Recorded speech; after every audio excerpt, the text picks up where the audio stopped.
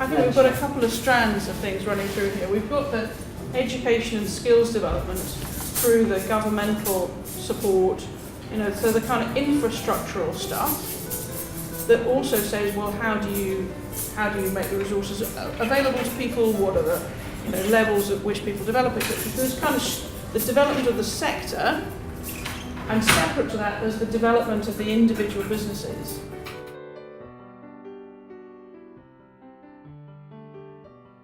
We really need to be able to articulate an answer to this question, which is, what do you want Dubai or UAE, you tell me which of those two it is, to stand for as a global fashion hub? We need, ideally, a clear and succinct answer to that. However much it's a working draft, however much we change it later, we need to answer that. If we can answer that, I think it also helps us with the more practical stuff, because there's been lots of very practical questions and discussions this morning, which is, so the way we connect the two is to say, well, what needs developing in order to achieve that goal? Why don't you buy from us? Most of the designer products, once the name designer comes in, pricing goes haywire because it doesn't justify. It's just because, okay, my dress should sell for 2,000. She says, okay, how much will sell? You can sell it for 6,000. Alisab sells for 12,000. My dress will sell for 6,000. So I cannot justify a price tag of 2,000 just because the label is there. One thing is the pricing part. So we buy from lots of Lebanese designers, outside designers. Pricing is good. We can have our markups. We buy it outright. We don't want to do it on consignment, and they give us the exclusivity for that. Second most important is the supply part. We buy out a collection. We want some repeats. We want to do more. Designers nowhere around. So how do we justify that? We cannot just keep a collection and then we have last season few pieces left, and if they are not able to supply it again and do some more repeat pieces because maybe they are busy, they are doing something else, the consistency is not there. Yeah. And in terms of quality, sometimes the quality takes it's very bad in terms of this thing. So we have to try out the consignment. Works very easy for us in that way to try out the designers. Yeah. We want to see how serious he or she is, how consistent he is in his quality, and how consistent he is in pricing. Maybe one collection he sells good, next time you see, because there is no formula to it, price goes up without any justification. So you cannot say now we are buying it, now we will consign it, or now it's consignment, we will buy it. So as a normal brand, if you do it, there's a consistency, you know the price bracket they work in, they know the quality, there's a standardization. In designer stuff, it's not there. How many designers you worked with that did this to you? How many designers? It's C Fashion Gallery, I'm working since 6 years now. So I would say at least 35, 40 designers. Did this to you? No, I have worked with 35 No, but who designers. did this to you in terms of locally? I would say more than 60-70%. It's more than 60-70%. That's why we do it. New designers, to prove themselves, they have to prove that they are sellable, their prices are reasonable, customers appreciate the price, they are consistent with the quality, consistent with the price. Then I would want to buy it out because I get better margin. Why should I work on a 30-40% when I can make a 200% margin? And how many people already passed the probation period and you're already buying from them? I think they are almost 10 to 15. Locally We did, but we don't do one designer for a longer term because they're not the in-house designers, because we have in-house design. So we did 3 collections, three seasons with them.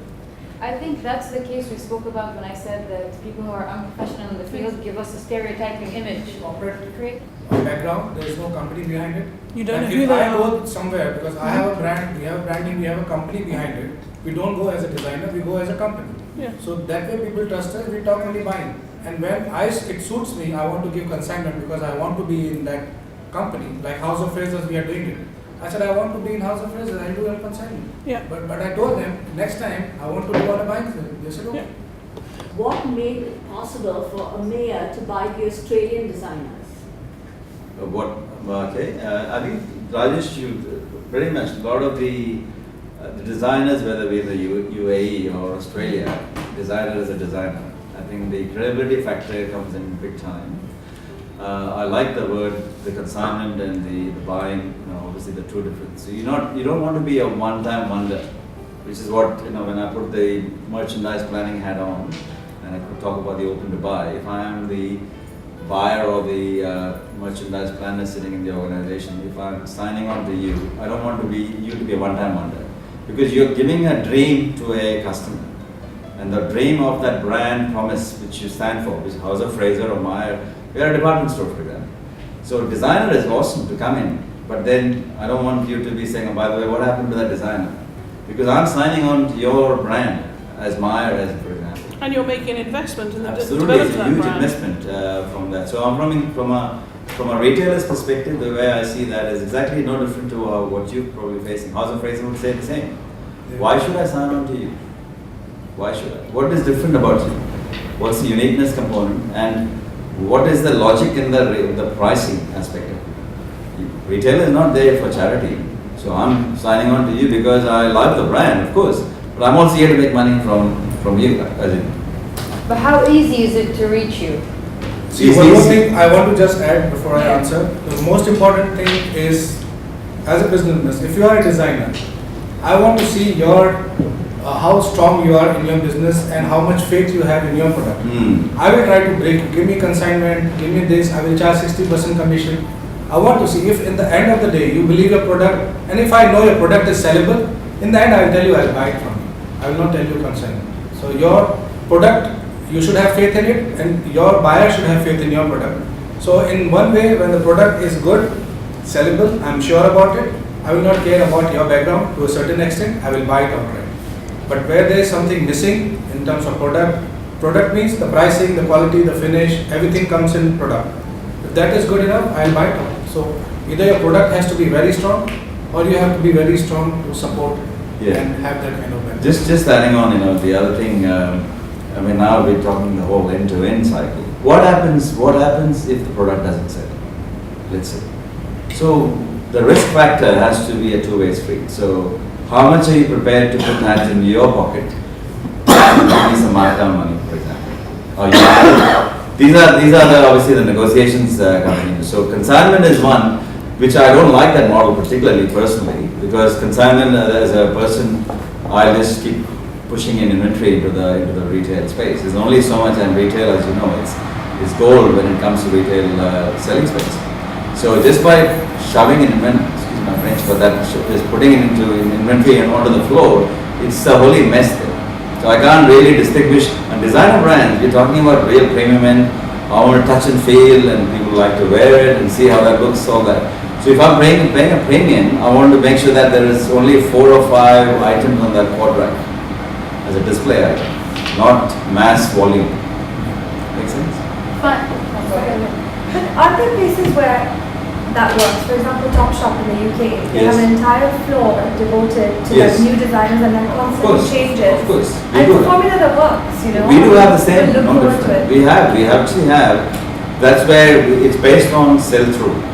Sell-through as in, you and me have a clearly agreed upfront agreement that if that item should not be on the shop floor for X amount of weeks. If it doesn't sell, you will take it back. That much trust I should have in you as a retailer. Once you establish a rapport, then go for it.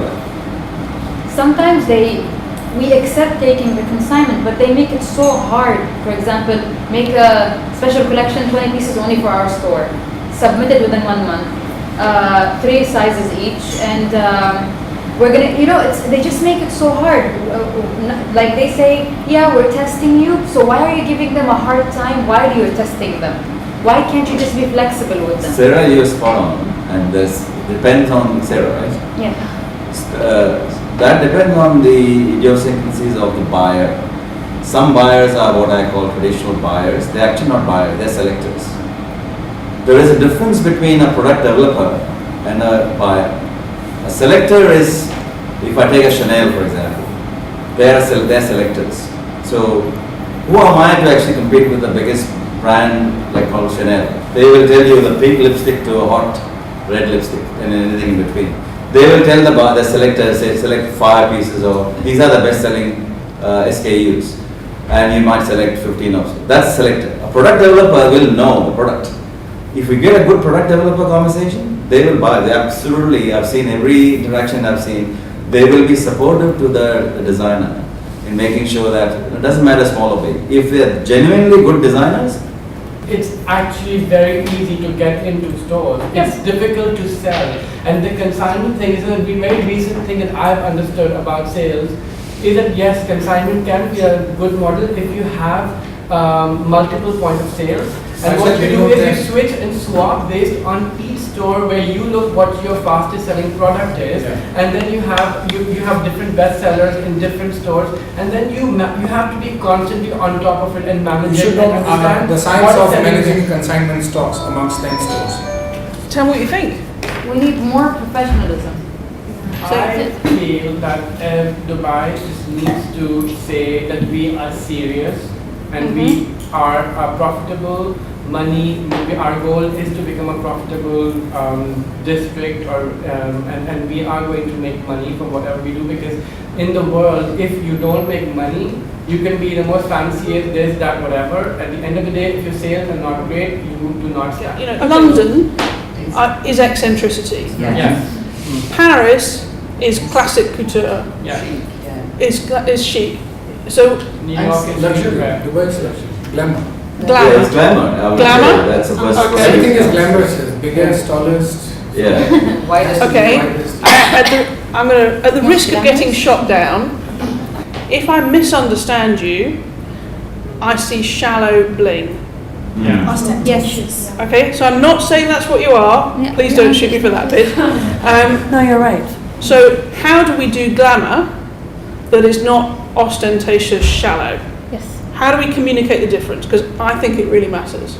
Well, don't do it because I think so. Does it matter? Does that difference matter? I have a question for the Emirati ladies that want to understand is that the culture and the heritage is so rich.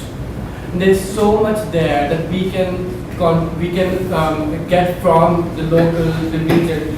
Why are we constantly bent on copying the West and what's happening in Paris? But we're not. We're not. And the abaya is the big example of it. We're not.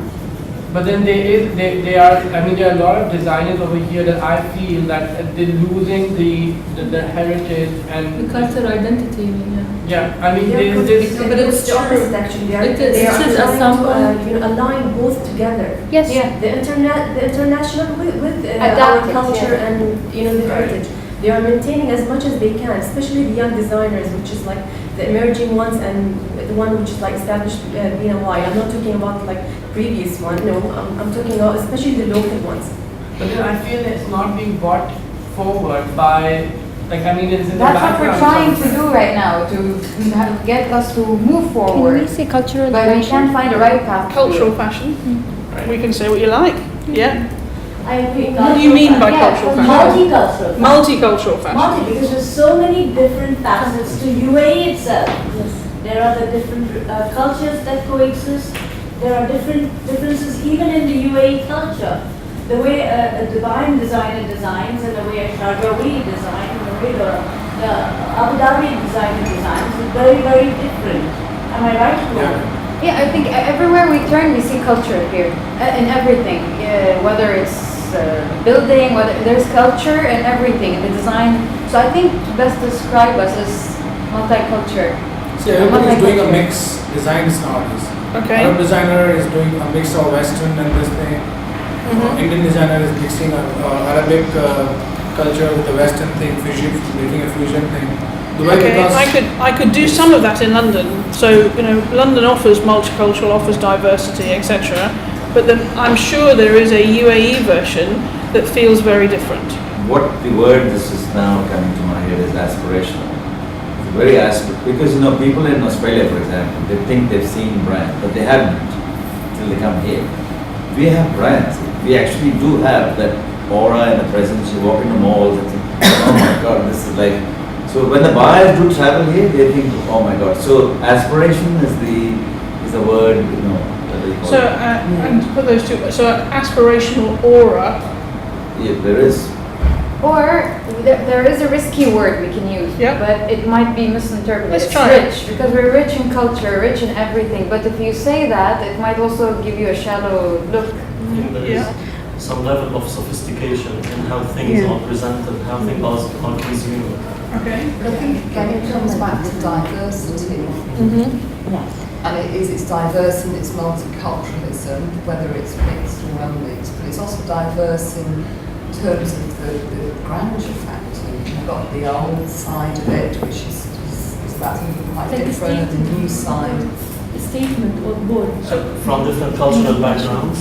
So here's how And your that is- point challenges me, which is that my definition of conceptual fashion is minimal. I would think Victor and Rolf, I would think some of the Dutch, and so I have a definition of conceptual fashion that is a very pared down version. It has a and- definition. It has a definition actually in the fashion. So I'm not saying that this work is not conceptual. I'm just saying that if the concept of it matters to you, if the intellect of it matters, that it needs some thought to it, because the would it be very interesting if you could combine grandeur and sophistication with intellect? Yes, absolutely.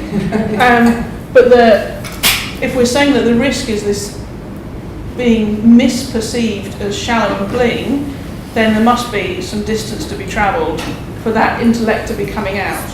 Well, if I get this right, you're trying to brand what Dubai should perceive Yeah. in terms You of got it. fashion. Yeah. Well, the thing is, from what I know, is that Dubai's fashion is ostentatious.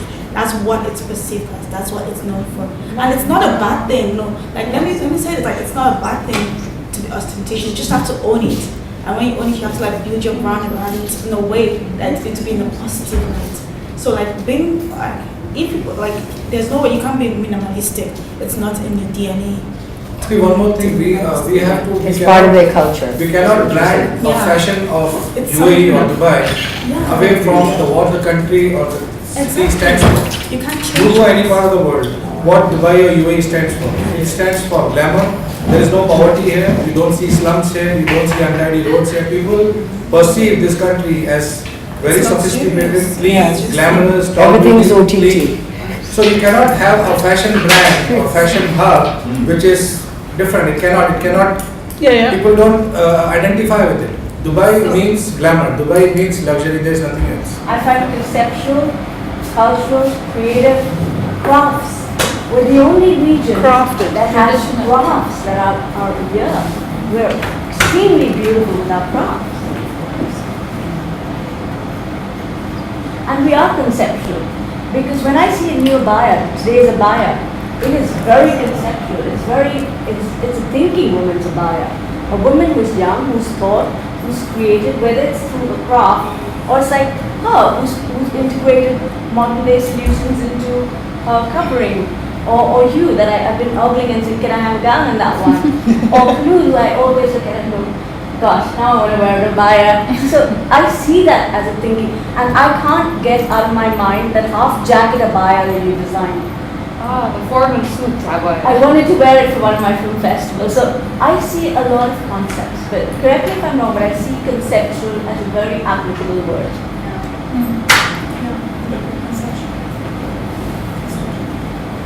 I don't know, Leslie had something to say sometimes to you. And maybe it's time we change the concept that conceptual fashion should be about minimalism. Fair enough. Go ahead. You can I'm do it. here. I'm not- You know. Well, ours is, I think, more commercial conceptualism rather than Yeah. conceptualism of Victor and Rolf. See, this is pre-recession, ostentatious, this is now conceptual. And in front of it, the visual vocabulary just changed. Because there were like a million glittering Swarovskis pre-recession. And after recession, he had built a craft-based creativity. It was completely craft-based, minimal, thoughtful, very thought out. So I think recession has taken away that ostentatious Yeah, but there's still that luxury. luxury. Think sometimes, Luxury, yes. you know, the Asian market. There's one word that kind of also says something from an expat point of view, and that is dare to dream. This is one of the few places in the world where a Filipino designer like Amato or Fern One, a designer like Aisha Dupala or Isa, can still call themselves local designers from the region and are regarded as that, but still be from different nationalities. And it tells you tomorrow that you You can move to Dubai, and if you have talent, you will make it as a UAE designer. And I think that that's very rare because you don't have that anywhere else in the world. So it's like a land of opportunity. Exactly, land of opportunity. Attractiveness. Yes, exactly. This is about the language that we all use to describe what's going on here. And if we're talking about collaboration, if we're talking about communication, at least being on roughly the same page, so that when people ask you, what does Dubai stand for when it comes to fashion, and where are you taking the modern multiculturalism, blah, blah, blah, blah, blah, having something that you're all in the same kind of area about would be helpful. Whether that means getting to a paragraph's worth of text, or having a bunch of words that we all agree on, or this stuff will filter into your descriptions of your collections and the descriptions of the way you work. So that's why this kind of language is really powerful stuff. And it's also the reason that I'm pushing you not to use what I would call shortcut words. So we can talk about diversity, and we can talk about multicultural, and those things are true, but they can also be quite lazy words because we don't necessarily ask what they mean. And they mean different things to different people. So in pushing you to get to say, well, what's the difference between glamour and grandeur, and how does it not be the chalet bling, I'm trying to push you to say, come up with more specific words for it, because if you use the shortcuts, you're not actually developing a language that's specific to UAE fashion.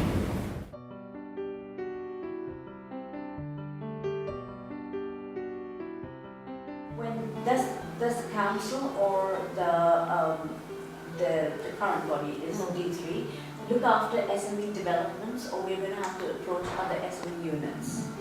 I think that the council, again, I can't speak for the council, but I can tell you what I know they're looking into. They are looking at how to foster emerging designers. When we did the benchmark of other councils, that is a basic remit of any council. Is Like how an do you, incubator? yeah, it's not just through the council. You know, Imar has announced this fund for emerging designers. Yeah, and it's like, you know, don't cut that out of your budget. That seems pretty exciting.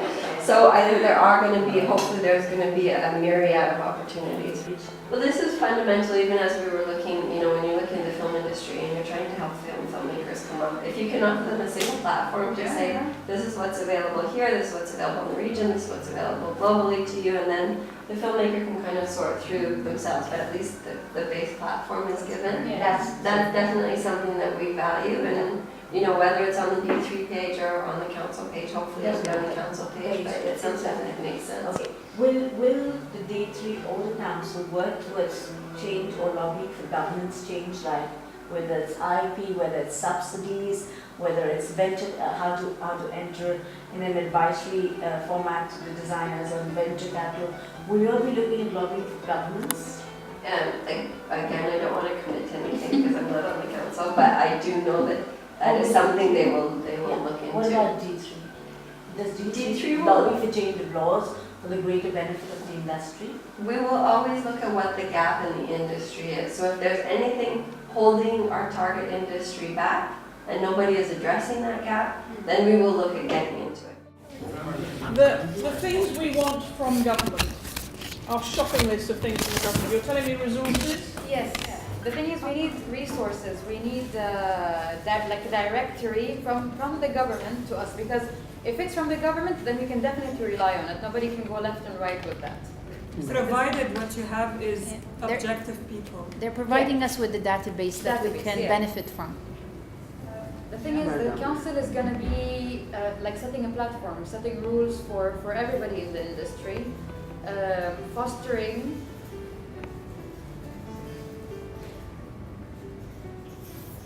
I'm listening. Okay. And the thing is, we were trying to discuss with her what are the rules that the council is already going to apply or thinking about applying. They haven't spoken about it yet, so it's still in progress. But I hope that the council will be from designers to designers, and I hope that there will be a concentration on local designers. Yeah, and more like support the development of the local market as well. Mm-hmm. But the problem is that we spoke about big retailers bullying the designers in a very nice way. Yeah. And then you are the weak partner. So you are left around with losing the exclusivity they ask for and a lot of other things. So one of the examples is that if you take the first collection on consignment and it sells, start buying from the next collection. But it has to be legal. There's also the flip side of that coin that says that the designers need to understand what works in a retail environment. Of course, yes. Because that's your educational part. Dubai's pie is going to get bigger. It's good for the UAE to grow because Dubai will grow along with it. So that's been the ethos, whether it's the Dubai Film and Television Commission or the council, I would expect to have the same thing. To me, it's going to be a lot more about e-commerce than we realize. Of course. And showrooming in retail is going to be the new word. As well, because we want to be heard. The others, the international ones, are always heard. Yes. We are not heard at all. So I just hope that this will help us and filter us from, as I mentioned earlier, the ones in the industry that are making us look unprofessional, the local-based designers who are not professional, who are making us look not professional, like the stereotype that's happening. Yeah. So I hope, I really hope this is something not only for the country, for the fashion industry as a whole, but also for the local-based designers. I've been involved in some of the research that they've been looking at, and that's for sure. It's about a made in Dubai design industry. It's not about helping Chanel sell more dresses. That's great, but that's not the focus of a design council. The only reason that is stopping me from taking my company into mass production is every time I work with a factory, they would never sign MOUs. There are going to be several different platforms, including pop-up shops. Not necessarily if you can't have a whole shop. There's going to be a pop-up shop. So the alternative subculture question that had come up in the morning was addressed again. So the facilitating of new channels? Yeah. New channels of sales. But the problem is we don't know each other. So if the government can put us all together. No, but it's funny that you say that, but I had just come from a fitting session of an Emirati designer, Madia Al Sharki. And I wasn't there for House of Fatam's fittings, but I'm hearing great reviews from both. I had a peek of Madia's collection and met her today for the first time. And I just want to say something. To me, fashion forward is really, first of all, thanks for the support of everyone. It's very overwhelming. And I think we seem to be in the right direction. We're trying to do our best. And we're very excited for the emergence of a fashion council, because really that would give us some kind of guidance and parameters. In a city like Dubai, where it's very dynamic and at the same time very multicultural, and then it's now, you know, when you say the word local, what do you mean? Do you mean national or do you mean UAE-based? Perfect. Fashion Forward actually goes a little bit beyond that. As you know, Fashion Forward, and it was a very conscious decision for us to make it a regional platform. To contain it just within UAE, I feel is not enough. It's not. At this stage, it's not. It's just not a market to just say, yeah, we have enough to offer the world. It should have a global appeal. Otherwise, there's no point to have a platform. If you're already very successful in that market there's no point. The point of the likes of London Fashion Week and New York Fashion Week, and hopefully Fashion Forward will join the ranks of them in terms of status years from now, with all.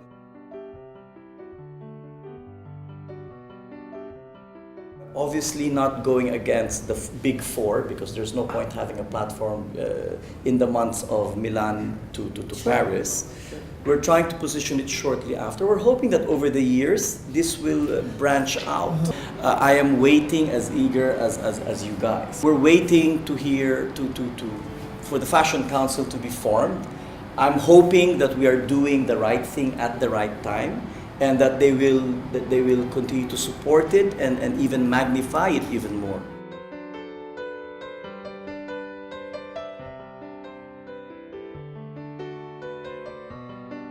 It's not easy to put up a glam show. It's hard. I sometimes say, why the hell am I doing this? Why? Seriously, why? But it really has to be larger than BOM or larger than my team. It cannot. Otherwise, we will close shop in our finest hour. And this is my rally to the government of Dubai. to the industry, to the media, to the designers, to everybody. The designers have to up their game. They cannot continue to be thinking they're like the best in the world. I am proud of our designers, but we still have a long way to go. You look at Paris, Milan, London, New York. I mean, but it's fine because we're a new market. We're emerging. But I know us. When we want to focus on something, we will do it, and we will do it right. That's just the designers. The media, they need to stop cut and pasting articles and reviews that everybody is great. I want them to say this designer is awful. I'm encouraging them. In fact, I am ambushing them this season for comments, and I keep telling them, you better not give me sugar-coated. We need to create reality. Yeah. Because when you're real, good things will come out. Again, the same thing with the government. I am pleading to them, of course, through the voices of Lindsay and Dr. Amina and all that it really if there's so much focus on film and art, I say put more focus on fashion. Because look at this. There's so much. First of all, if you look at the local Emirati woman, fashion is in their blood. I know this. I used to make dresses for them 20 years ago when I had Ganati. How Aisha designs a cocktail dress is a evolution of all her experiences, and part of that, I'm sure, is her heritage, her culture, how she absorbs things from modernity and all of that. But for me to say, no, you have to put on sort of like the national folkloric attire is not my position. Don't misunderstand me at all. And again, this is not my opinion. What I'm saying is we need to have both. How do you see Dubai's identity emerge over the last so many years that you've been so active in the industry? Describe it. Use two words to describe. Yes, please do. Oh my God! Can you put words into my mouth? How do I see it? I mean, I don't know. To me, Dubai it's the new city. I mean, it represents a lot, and why there is that strong sort of like Arab heritage mixed with a sense of openness, and there's a level of there is cosmopolitan in its spirit. It's nothing like. Not like Lakme Fashion Week. It's nothing like Berlin Fashion Week. It's very unique, and I think we are yet to find out where we will eventually go. We have been doing this really. This sort of table is a new thing. This is a 25-year-old organic movement where you have, your Emiratis and your different nationalities conversing. It's only now that we're starting to talk each other. So it will take a little bit of time. So we have to be patient. The last thing we want is to cut and paste just because we think that's how it should be. It's gonna fall. There's nothing wrong to whatever result we have in the end. And if you have a forum that gives people this kind of voice, then you've got the mechanism that feeds back the more of this, less of that. Haven't done this yet. I mean, like this initiative is great. It's just the more we talk, you kind of like have to give us a little bit of slack, and support, and we do it together. Trust me, the intentions are definitely, spot on. We just need more guidance, more support from everyone. But the thing is, I don't blame you. Hey. I also told that to Sonia before. Last question, the buyers. Oh my God, I'm happy I came the last hour. Otherwise, this is exactly what I said. I said I'm glad Bobby's coming 3 to 5 girls. Otherwise, I would have been grilled for the last 3 hours. But they've actually been keeping it in. It's been a tough journey for you to find buyers, and buyers is one commitment we've had across the table. Why has it been so difficult for us in the UAE, along with the rest of the world? The rest of the world. It's very simple, Sonia. I mean, I want you to explain it to them. It's very simple. You don't, we've managed to put up a top production. I think no one questions that. I'm proud to say our years of event management experience have paid off. Sure. But even the best of designers showing in the best of platforms like London, New York, or whatever. Let's just say Aisha. You decide, you know what, Kaliwali, I want to show in, I don't know, choose a city. You want to show in Milan. The buyers in Milan, I'm looking for you. first of all, no. The buyers in Milan, first of all, they've been going there many, they're used to it. Here, no one, there has been nothing since Fashion Forward. Nothing. There was no congregation of fashion community buyers, blah, blah, blah, for nothing. For them to take a designer seriously, they want to see you showing consistently for 3 to 4 seasons before they even decide to take your number. Yeah. They need to keep seeing your name on the calendar. Don't expect. I keep telling the designers that have joined, listen, this token fee that you're paying us to subsidize, which is really a drop in the total scheme of things, you know, don't expect miracles. It's not going to happen. I think the success of season 1 is I did not overpromise. I did not say you're going to get commercial return out of this, because they're not. Probably for another 2 years. I said it has to be an investment and you have to make it continuous. Otherwise, you participate in season 1, you would have just lost that money. If you're not in season 2 or season 3 or season, you need to show consistency because you need to, buyers, all they care about is quality and accountability. Are they going to find him next season Yes, or not? because why would they waste their half a meter rack space and then next season it's not there? So there has to continuity. It comes down to which fashion weeks they go to, because this is number 2 Yes. of this.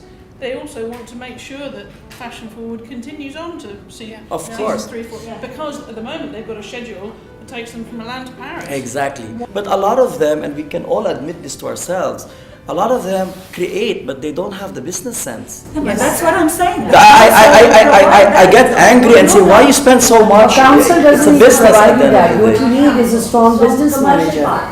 And You need a commercial But director. how do they set guidelines? They will set guidelines, but what we've been talking about is a council helping us facilitate other industries. Like I've been talking to the textile industry to come and help us with their back end, providing us the special fabrics, the special crafts, the special dye, the special digital printing, and they need us. I'm sorry, I'm going to be really blunt here. They need us as much as we need them. If they don't shape up and come and support the local industry, they're going to have a tough time selling more fabric to Africa. Though they may sell 50 containers, that percentage is not worth their time. They will have to start creating value addition for this market if they have to grow with the market. Am I right? And more I see that stores that used to do very well, people don't walk into store and buy fabric anymore. They either buy off the street or they buy designers. So I'm looking at you. What did the design identity groups come up with? Because I think a number of these points are going to get covered in. So I think we came back with a very good group, the design group, the governance group. Can we give ourselves a clap? And that is probably the bridge to that particular area, which is the design identity. In my opinion, the reason why Dubai International Film Festival resisted and is still alive in comparison with other film festivals in the region, plus of Dubai, that are still doing a great job in comparison with other art fairs in the region, is because they never gave up the local talents. Yeah. They supported them, they were behind them. And by local, I mean the regional talents. The reason people still want to go to the art fair in Basel, in London, etc., is because this art fair is giving them something different.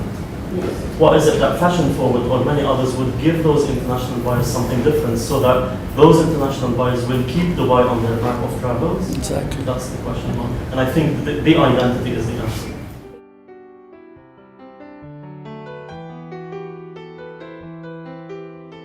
I'll summarize very quickly the thinking process that we had. We were trying to figure out how to go from labels to brands. And the main questions that we asked were what needs to be developed that currently doesn't exist, and what of that, what can the industry develop, and where do we need help from other people. Around the question of identity,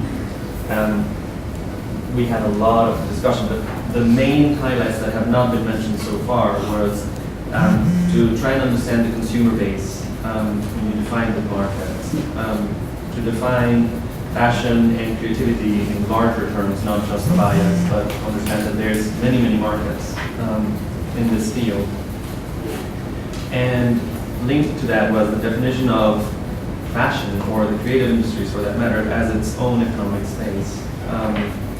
with social, cultural, and commercial implications, but to really do the step up of understanding that this is another part of the economic diversification of the emirate, and that it's called fashion, and that it's an industry. It functions as an industry. It is complex, and it needs to be helped by everybody, by the community, but also by the government. Linked to what everybody was saying, we understood that this is a maturing process, and the way we all understand it is change happens through small conversations that happen over time, right? True. In Spanish, we say you do your path as you walk. Every step you take becomes part of the process. So defining an identity as of now feels very artificial. It's through things like this that we will get an identity. We felt that there was an element of pride that we needed to take as a group, as a collective. And that pride will come from a common set of values and objectives that are defined by the group and espoused by the group. Attached to that is something that comes later, where we need help from the government, which is defining a set of standards, quality standards that define that made in black. Things that have not been mentioned, there are many links between the identity and education, and that's something that has already been mentioned, so I'll skip it. We talked about that importance of the local, of defining patterns, traits that go global from here, whether that is originality or quality or a set of different elements. That's already been addressed. We talked in depth about the link between identity and the conversation with media that needs to happen, especially with social media. We need to define a narrative. It's part of what you guys were doing at the very beginning of this process. And then in terms of that overall discussion about who sets the standards, there was different opinions in the group. We felt that the collective needs to create its own set of standards through an association of sorts. We also feel that there's a role for the government there to set the basic rules and regulations. But when we look at the role of government, I think what everybody in the group felt was most necessary is a sense of strategy. Yeah. We don't necessarily need very specific rules and regulation. We feel that that kills the creativity in the market. We felt that initiatives like Fast Forward come out of the creativity of individuals. The collective needs to then back them up. But as long as the government is clear with a sense of strategy, we feel comfortable that if the strategy is set right, rules and regulation will fit right, the association of the collective can then fit the rest. So I think that was important. In terms of what the collective could do, we had very specific ideas linked to what everybody was saying. We felt that there is a role for those that know the business best, pass it on to people that don't know the business best, and we felt the idea of developing a toolkit would be something important that is available, downloadable for everybody, that gets reinforced at the events through conversations, mentoring sessions, etc., but that toolkit should be available for everybody. We also felt that if we're going to create an association, it should have a collective manifesto, and that is a mix of guidelines, a database, a set of events, awards, education program, boot camps for entrepreneurs, so when there is a fashion forward, the designers that come and know the business sit with young entrepreneurs and teach them how to do a business plan for fashion, that we create that space, that the government makes that a priority, so that boot camp is funded by the government, but run by the private sector. We felt that there's a lot to do in terms of talent promotion that the industry can do on its own, the collective can do on its own. We felt that there is a gap that needs to be filled by by group heroes, by icons that represent the collective outside, that represent the collective to the media. In terms of work that the collective can do with the media, we felt that it was very important to empower allies within the media, so that there are people in the media that are officially recognized as the critic, but the right critic, so that if we get a review by this person, the collective, understand that that's important. We felt that there was a need for specialized PR in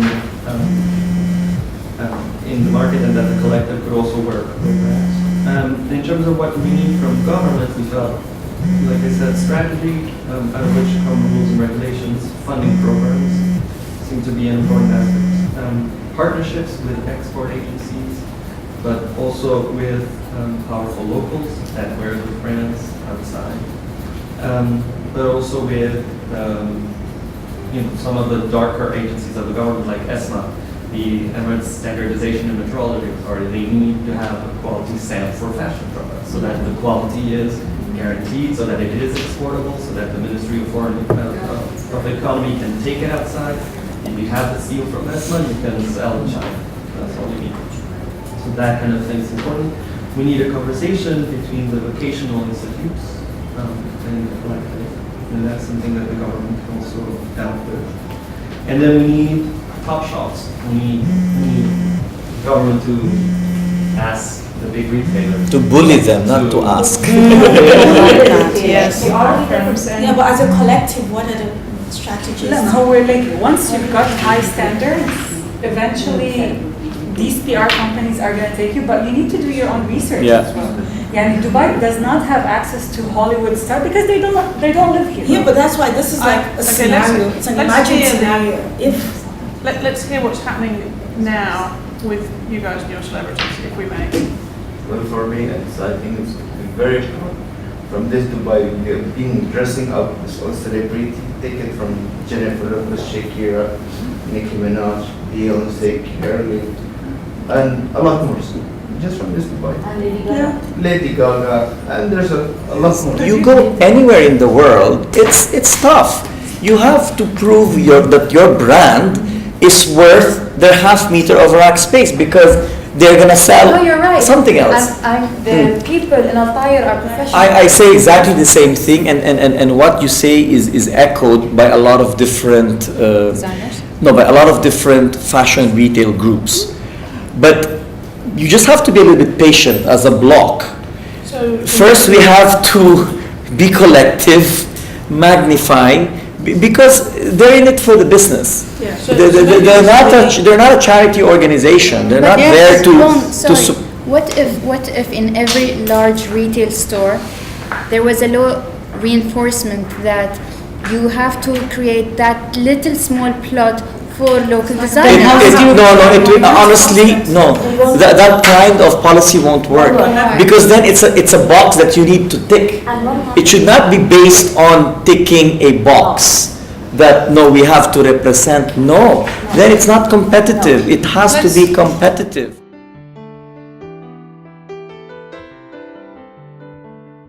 And I'll try to be extremely brief because many things were mentioned earlier. We will start with education, and we felt that education is a great platform to create that dialogue between academia and the industry, and that is from different perspectives. Lecturers that could be invited in the universities are not necessarily only the creative talents. They could go a little beyond that. They could bring the retailers, could bring the communication people around the fashion industry. They can have people who work in the marketing departments of big fashion labels or even big fashion stores, etc. We also talk about like highlighting or shedding the light on role models that are not, again, the creatives. There are many other people that are involved in the making of the industry, and not only the creatives. And they could as well be brought to the attention of the students, because again, this is the time when many students will sort of like decide on their path in that industry. Leslie mentioned a couple of interesting things about the reality of the industry that should be brought to the attention of the students about what it is, what it means actually to be in the fashion industry, how complicated things are, what is that complex model that you should understand way in advance before you step into that. And that is another critical sort of like amount of information that must be shared with the practitioners at the very early stages. We spoke as well on the education about live projects that could also lead the way or bring to the students' attention the other ways of working in the fashion industry. We spoke about some examples that are related to eco-fashion, for example. Again, on the education, internships are absolutely interesting and important, and that again is under that dialogue between academia and industry, how the internships should benefit the longer term achievements of any education program for the benefit of the market. So one sector supports the other indirectly. Another one is the research, and it's a two-way research, and we're talking here about research of the technical components of the industry, around textile, for example, around accessories, other materials that are used in the making of any fashion garments. And the other research that is required in the area is the market research, i.e. the many questions that we could not have the answers for. That could be as well brought or put under the educational agreement. And definitely bring on board other partners that would support with the formula of those statistics. We spoke about more hands-on activities that could be as well offered to students, but again to emerging talents, which is about putting them or connect them with the established names, local or international. We spoke about production facilities in the UAE, and we came about like really what is it that designers need to know before they could put a full documentation forward to the factories, and how far that manufacturing process should go. Is it the limited, is it the small, or is it the small run factories, etc., or the ateliers? We mentioned awards as well, and again, expand awards beyond the creative talents, i.e. awards for best journalists in the fashion industry, awards for fashion retailers, etc. Okay, anything else? In terms of professional skills, just the way government works here, there is going to be a fashion council and an immediate conversation with the Ministry of Education. Council, the first conversation should be about, let's define the professions, let's define the brands, and let's define the number of years that people need to study. So if I may just just on the education part, it shouldn't be, this is just my observation, it should not be seen as a poor cousin when it comes to as an industry itself. That's where education will play a big part, because a lot of people don't see retail as the profession by choice, but as a first choice. They think, oh, I'm just going to be a shopkeeper.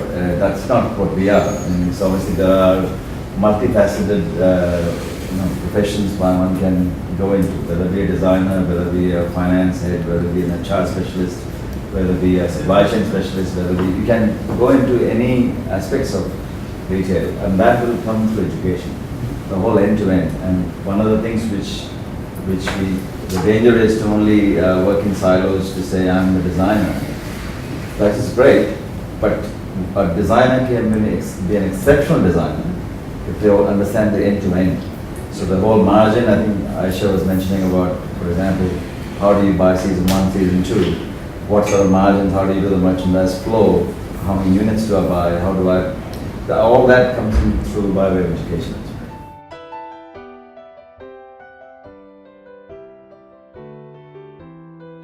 Because we are not an organized sector at this moment.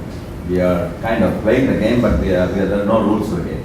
So we're playing based on whom I know and all of that. I think the word Vasta was used. So all of that is like whom I know, etc. So the big brother comes in bullying the smaller. Aisha, as an example, if she's just budding 5 years ago.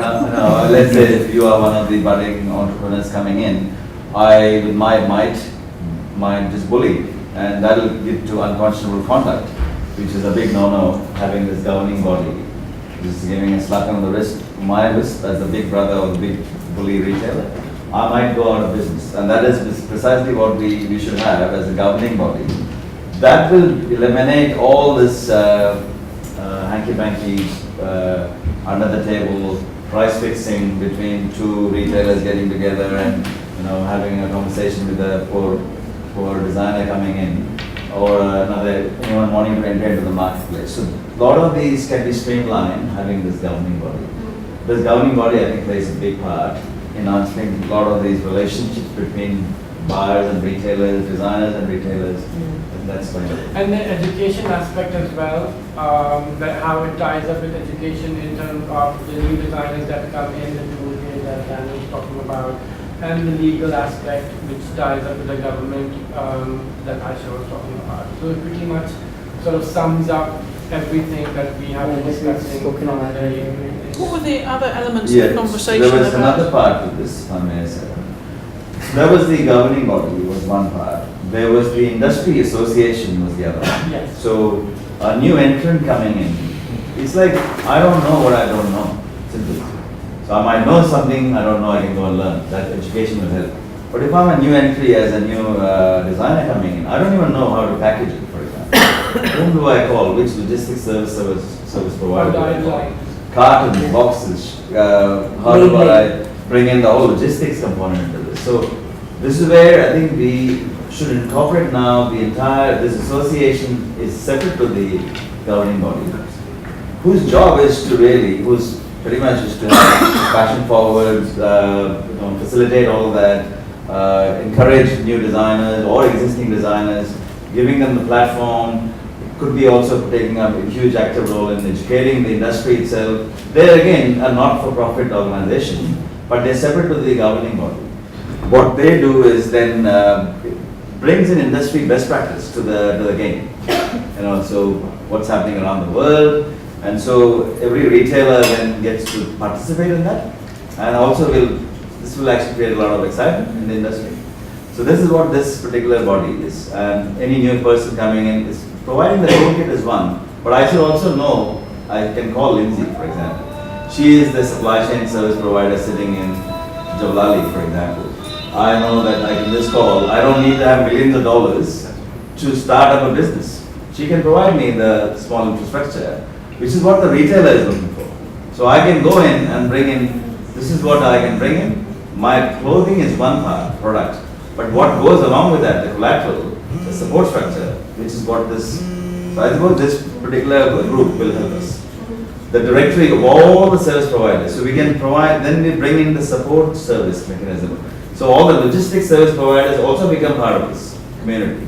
It is not just about the designers and the retailers, but every other freight forwarder coming in, who are the quadrack, the collateral, the marketing support, and all the other service providers also coming in. It is not just PR production, everything. So that they come the whole gamut. So the designer says, "Well, I know where to go.